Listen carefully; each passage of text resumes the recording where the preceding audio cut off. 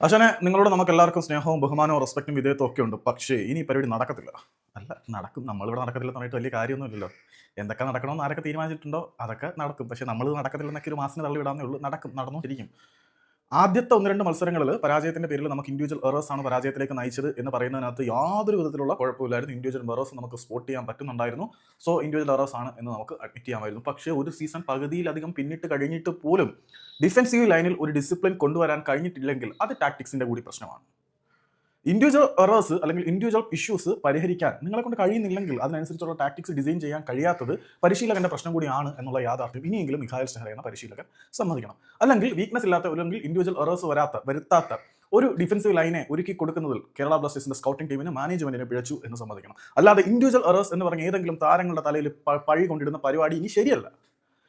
Individual errors നമുക്ക് 1-2 മത്സരങ്ങളുടെ കാര്യത്തിൽ പറയാമായിരുന്നു. സീസൺ പകുതിയോളം പിന്നിട്ട് കഴിഞ്ഞിട്ടും ഇൻഡിവിജ്വൽ എറേഴ്സ് കണ്ടിന്യൂസ് ആയിട്ട് നിങ്ങൾ കുറ്റം പറഞ്ഞ് ഒഴിവാക്കുന്നുണ്ടെങ്കിൽ അത് ഇൻഡിവിജ്വൽ എറേഴ്സ് എന്നതിനെക്കാട്ടി ഉപരിയായിട്ട് ഡിസിപ്ലിൻ ഇൻ ഡിഫൻസീവ് ലൈൻ കൊണ്ടുവരാൻ പറ്റാത്തതിന്റെ പ്രശ്നമാണ്.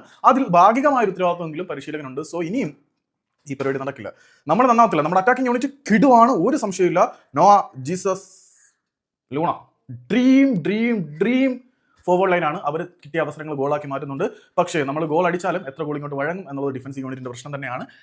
ഈ സിറ്റുവേഷൻ ഇവാൻ വന്നാൽ പരിഹാരമാകുമെന്ന് ചോദിച്ചു കഴിഞ്ഞാൽ അറിയില്ല. ഇവാനും ആവശ്യമുള്ളതൊന്നും ഇവിടെ കിട്ടിയിട്ടില്ല. അതവിടെ ഇരിക്കട്ടെ. ഇനിയും ഇൻഡിവിജ്വൽ എറേഴ്സ് എന്ന് പറഞ്ഞ് ഒഴിവാകാൻ പറ്റില്ല. അതൊരു വല്ലാത്ത നീതികേടായിരിക്കും എന്നാണ് നമ്മളുടെ ഒരു വിശ്വാസം.